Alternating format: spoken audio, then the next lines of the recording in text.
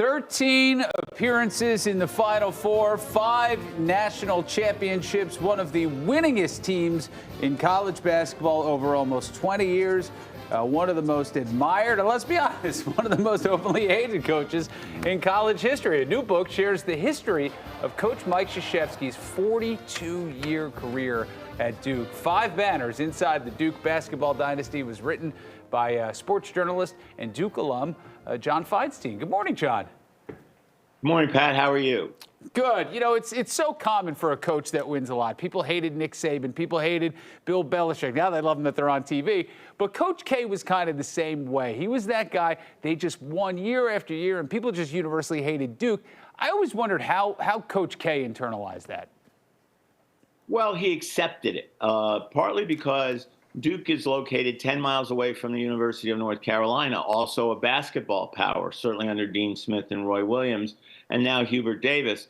And he always said to me, I know we will always be in the minority in our own home area. That's unusual for a power. Alabama is, they're gods in the state of Alabama. Ohio State, Michigan, anybody you care to name. But in North Carolina, Duke has always been in the minority. It's a private school. It doesn't have nearly as many graduates as North Carolina. And so Mike always accepted the fact that there were going to be a lot of people who didn't like him because he won. A lot of coaches are disliked because they win. It took Mike 3 years to get the program going, but once he got it going, he didn't stop. I tell people this story a lot of times. It had to be 10, 12 years ago. I was just in the building for whatever reason. Coach K was on one of the shows. I said, hey, can you come in and do the interview? And I did it with him. And he and I must have sat and talked for easily 20 to 25 minutes after the interview. They turned the lights off because somebody had a lunch break to get to. But it was just he and I just sitting there. And there were no airs or pretenses about him. It was just like I was talking to my uncle. And, I wonder, is that kind of quality something that it had to be a quality that endeared him to so many guys? Yeah, it did, because when you meet him and you do get a chance to sit down and talk to him, you realize he's the same South Chicago guy he was growing up. And he doesn't put on airs.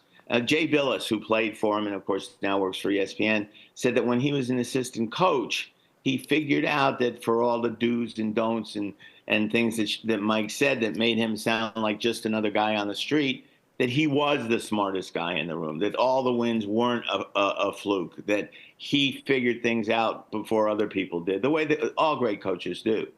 You talk about that figuring things out the way before other people do. Aside from 42 years at Duke, do you think there was a part of him that saw the writing on the wall with the direction college sports, specifically college basketball, was going with NIL, portal, all that stuff? Absolutely. It's not a coincidence that he's now working for the NBA. He's Adam Silver's consigliere because he wanted to get away from college sports. A lot of us suggested to him when he retired that he take over college basketball, that he become the man, the CEO, the commissioner, whatever. And he said, I don't want anything to do with it. I retired from coaching. I loved coaching, but now I don't want anything to do with college basketball. He's not alone. Tony Bennett just retired at the age of 55. Jay Wright retired at the age of 60. Mike Bray, who coached at Notre Dame for all those years, told me when he decided to quit there that it was because he was exhausted. He didn't feel like a coach anymore. He felt like a CEO dealing with, as you said, the transfer portal and the NILs, which have completely changed the sport. Yeah, another thing that I think was one of the more impressive things Coach K did was the Olympic team. I mean, it's not, you could be Coach K, you could be Bobby Knight, it doesn't matter. Going from, college kids to NBA superstars is a big jump. Not only did he did it, but I mean, the relationship he forged with Kobe and some of the other guys. Yeah, absolutely. And LeBron James, too. To this day, LeBron considers Mike to be one of his confidants because they forged such a close relationship when Mike was coaching him. And it shows, I have always had the theory that if you're a good coach at one level, you can be a good coach at another level. There's evidence that that's not true in basketball with guys moving to the NBA and failing.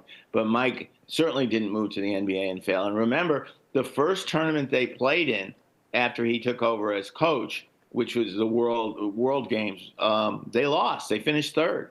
And then he turned it around and they won every Olympic gold medal and every World Championships from there on. because he figured out how to coach pros. It took him a little while, but as with Duke, where he was 38-47 after 3 years, he figured it out. And once he figured it out, he didn't go backwards. All right, John, good to talk to you as always. I feel like you have a new book out every 6 months. The book is 5 Banners Inside the Duke Basketball Dynasty. You can also check out John's website and follow him on X.